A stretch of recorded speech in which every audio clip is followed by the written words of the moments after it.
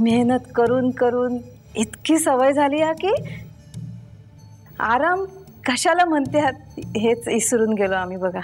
हे बघा रुक्मिणीबाई, मी तुम्हाला आधीच सांगितलं होतं, तुम्हाला इथे जसं राहायचंय तसं तुम्ही राहा। हे पण तुझ्या सासऱ्याला त्या डॉक्टरचा फार संशय आला होता। येऊ दे रे, तू पाहिलंस ना त्यांनी केलेला संशय त्यांच्यावरच कसा उलटला ते। आणि तुला सांगतो दिन्या, या घरात त्यांना पुन्हा कधी प्रवेश नाहीये। आविदादा बरोबर घटस्फोट घ्यायचं म्हणते। या सगळ्या गोष्टी घटस्फोटापर्यंत गेल्या। सगळे वहिनीला खूप समजवायचा प्रयत्न करतायत रे।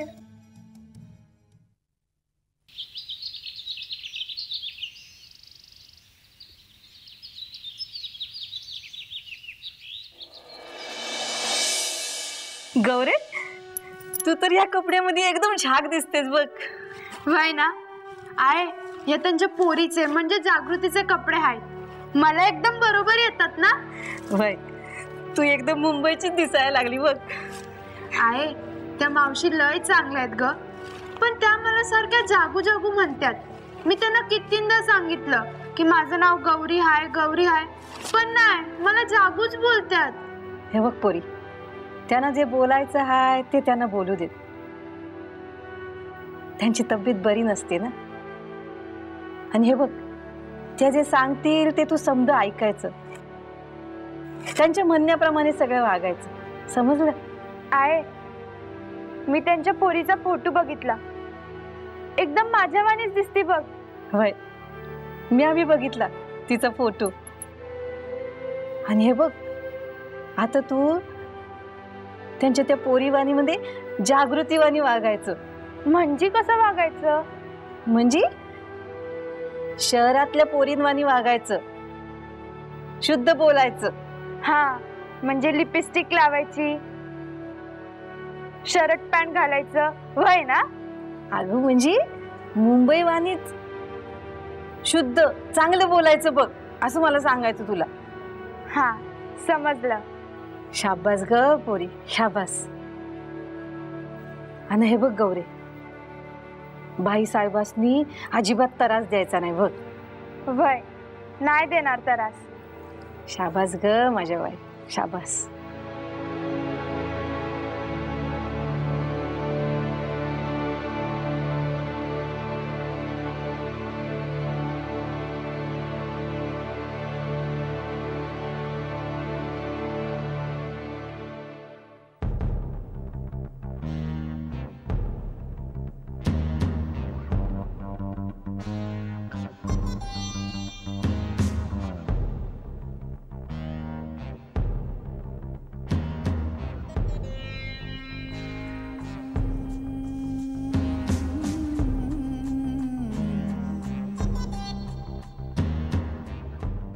नम्रता, कोणाला फोन करतेस? माधुरीला। का, कशाला? कशाला म्हणजे काय झालं, ती कशी आहे नको विचारायला? काय नको, फोन ठेव, फोन ठेव म्हटलं ना। अहो पण मला निदान विचारू तरी दे। काय सांगणार आहे ती? आणि त्यांच्या घरचं आता वातावरण कसं आहे तुला कसं काय कळणार? त्यात तू फोन करणार म्हणजे त्यांच्या घरचं वातावरण आणखीन तापणार। म्हणून आपण साधी चौकशी नाही करायची का? मी जाऊन येऊ का माधुरीकडे? काही गरज नाहीये। तुम्ही माधुरीचं सांगितलं ना, तेव्हापासून खूप काळजी वाटते हो मला. देवाने आणखी काय लिहून ठेवलंय तिच्या नशिबात कोणास ठाऊक. देवाने नाही, तिने स्वतःच. या सगळ्या गोष्टी ना ती स्वतः जबाबदार आहे. त्यावेळी तिने माझं ऐकलं असतं ना तर आता तिच्यावर ही पाळी आली नसती. हो झालं ते झालं. आता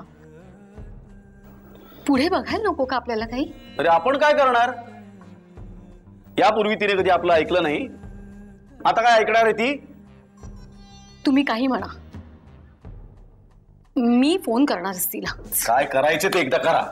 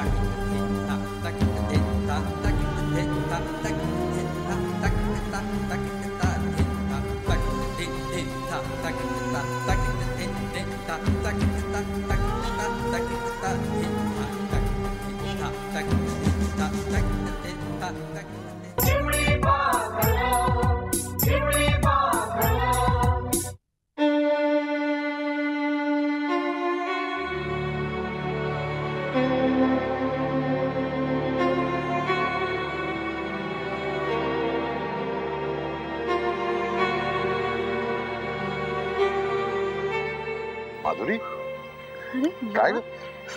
तू इथे उभी आहेस, मी तुला तुझ्या खोलीमध्ये बघून आलो. आत्ताच आले. काही काम होतं का बाबा? नाही नाही, काम असं काही विशेष नव्हतं. सहज आपलं आज ऑफिसला नाही जाणार?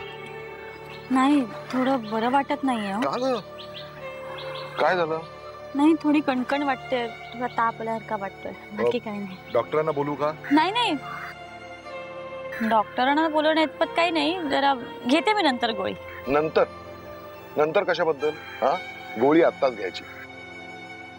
आता आपण दोघांनी घरात जायचं, तू काहीतरी खायचं आणि नंतर ताबडतोब गोळी घ्यायची. चल चल चल चल. बाबा, तुम्ही माझी अशी काळजी करायला लागलात ना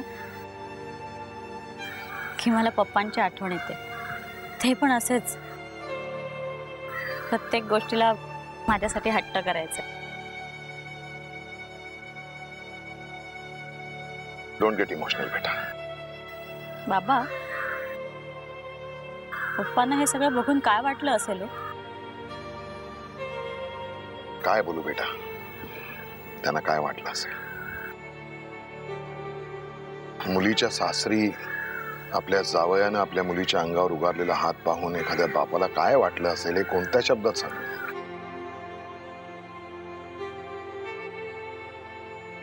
आभाळ कोसळल्यासारखं झालं असेल त्यांना.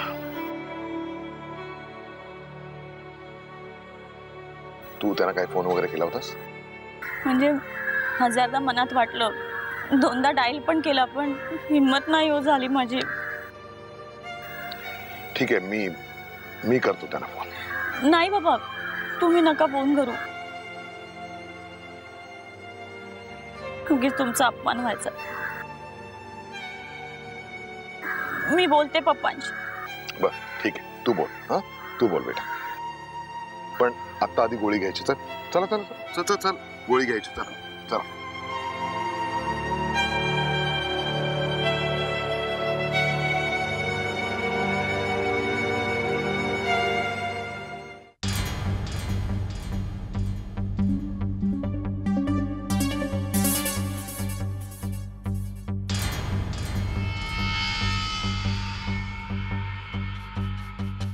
शिंदे, शिंदे. अरे भोसले साहेब, तुम्ही असं माग माग? मग काय करणार? तुम्ही असे पुढे पुढे धावायला लागलात तर मला तुमच्या मागे मागेच धावावं लागेल, नाही का? अहो काय साहेब. काय हो शिंदे, तुम्ही म्हणे उद्या बाहेर गावी जाणार आहे? हा हा हा, जाणार आहे. कुठे? अहो काय साहेब, तुम्हाला सगळं माहिती आहे तरी मी विचारताय. अहो शिंदे, अहो किती चक्रा मारणार त्या राहुलकडे? हा जो राहुल आहे ना, राहुल, तो राहुल देशपांडेच आहे. हा, माहिती आहे साहेब, मला माहिती आहे.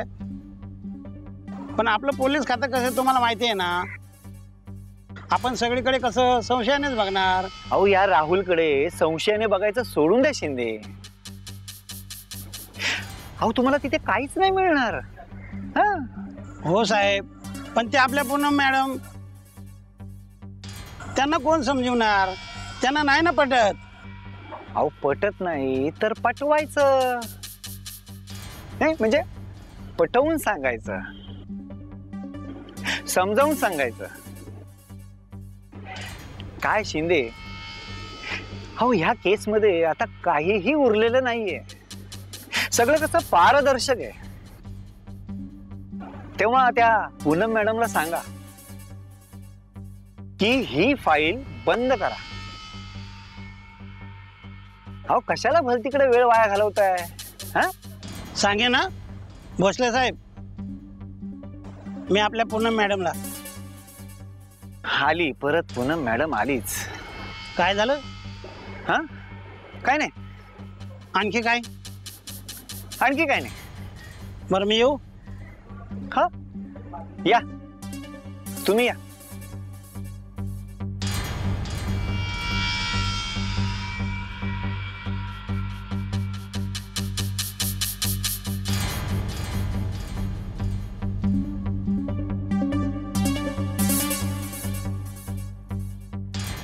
हा अजय चव्हाण काय ओळखला नाही म्हणजे झालं.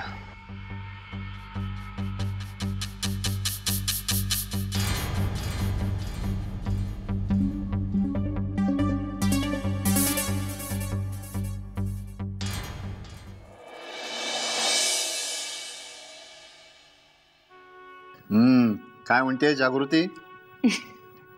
काय म्हणणार, सारखी तिच्या मागे लागली, शाळेत जा म्हणून, पण ऐकतच नाही होती. मी काय म्हणतो जान्हवी, कशाला तिला इतक्या शाळेत पाठवतेस? का शाळेत नको पाठवायला तिला? नाही तसं नाही, मी काय म्हणतो आपण गौरीला, जागृतीला आपण दुसऱ्या शाळेत टाकूया. का ती शाळा का नको?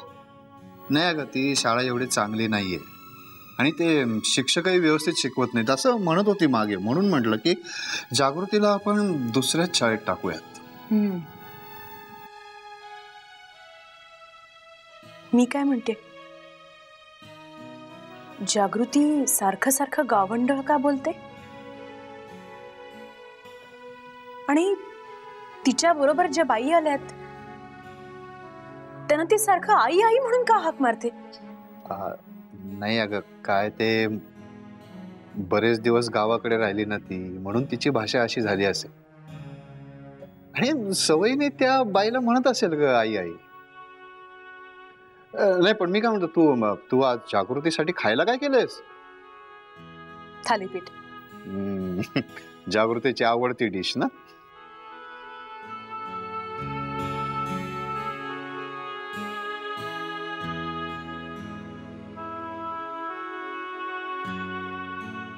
दिवाकर साहेब.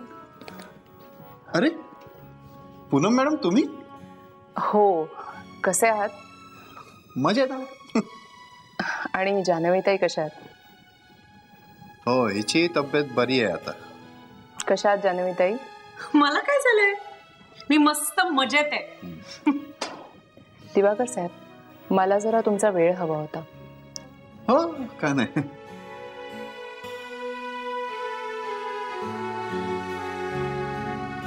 मम्मा, मी आता बावळ्या घेऊ खेळायला.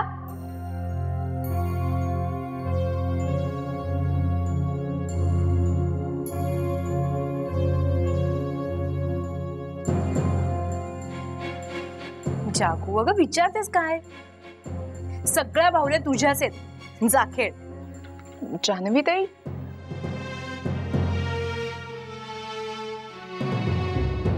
ही कोण आहे? माझी मुलगी जागृती. जागृती? हे जान्हवी, तू जरा जागृतीला आतमध्ये घेऊन जा, मला पूनम मॅडमशी बोलायचंय जरा.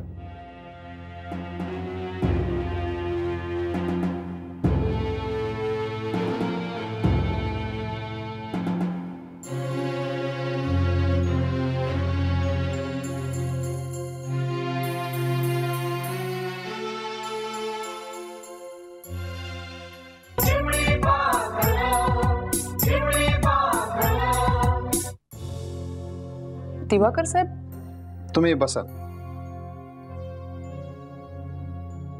हे सगळं काय आहे? नाही सांगतो.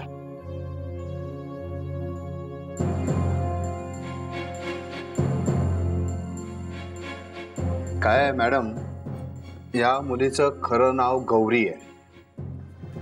आम्ही मध्ये गावाकडे राहायला गेलो होतो हिला हवा पालट व्हावा म्हणून.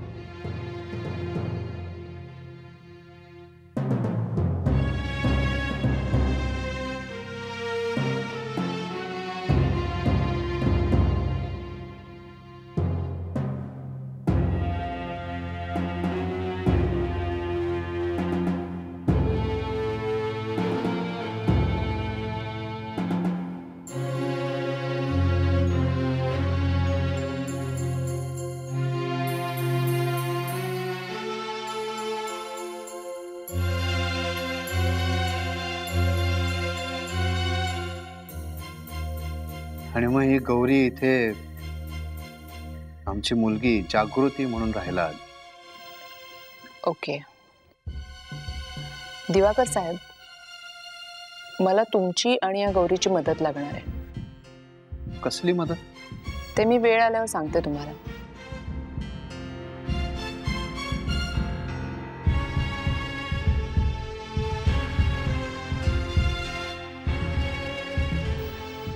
बरं दिवाकर साहेब, मी आता निघते. मला एक अर्जंट काम आठवलंय. ठीक आहे.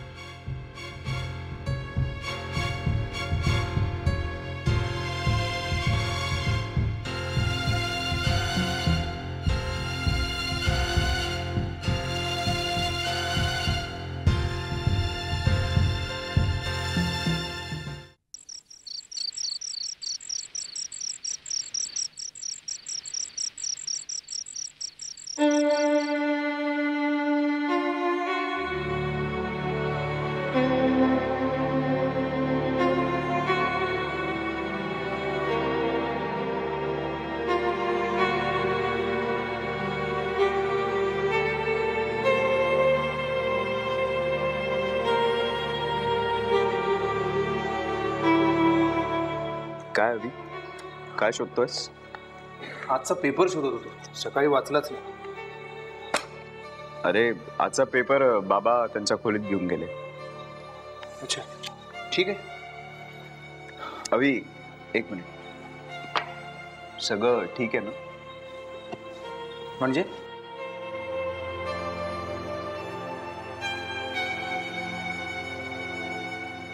नाही, ज्योती मला सांगत होती की. अच्छा, माझं आणि माधुरीचं भांडण झालंय हेच ना? खरं आहे ते. जाऊ मी आता? एक मिनिट, माधुरी काही डिवोर्स बद्दल बोलली का? हे तुला माधुरीने सांगितलंय? नाही, ज्योती. ही माधुरी आणि ज्योती सगळ्यांनी मिळून माझ्या डोक्याला ती ताप दिलाय. हे बघ, काही कोणी कुणाला डिवोर्स देणार नाहीये, समजला?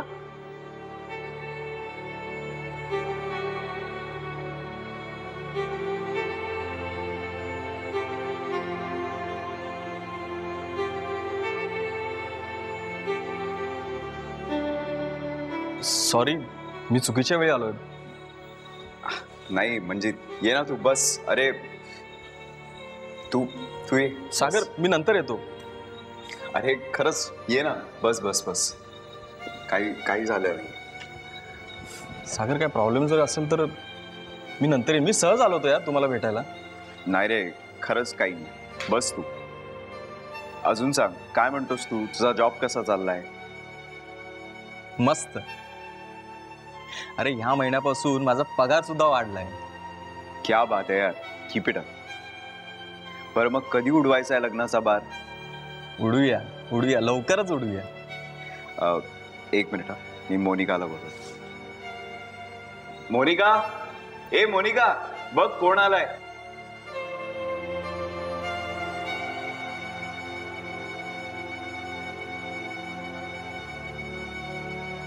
म्हणजे तू केव्हा आलास? हे काय, आत्ताच आलो.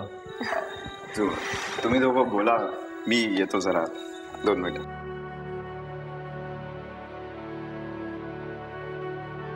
तू बस, मी पाणी घेऊन आले.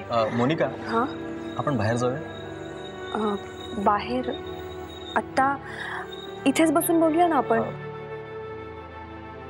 नको, आपण बाहेरच जाऊया मोनिका, प्लीज. ठीक आहे, चल.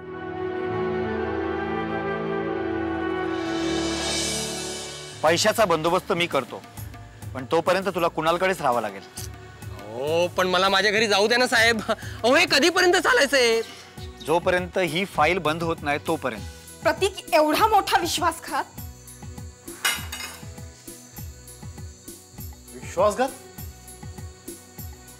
अगं कुणी केलाय विश्वासघात प्रिया? तू केलायस विश्वासघात. बालवयाची पहाट तिला आनंदा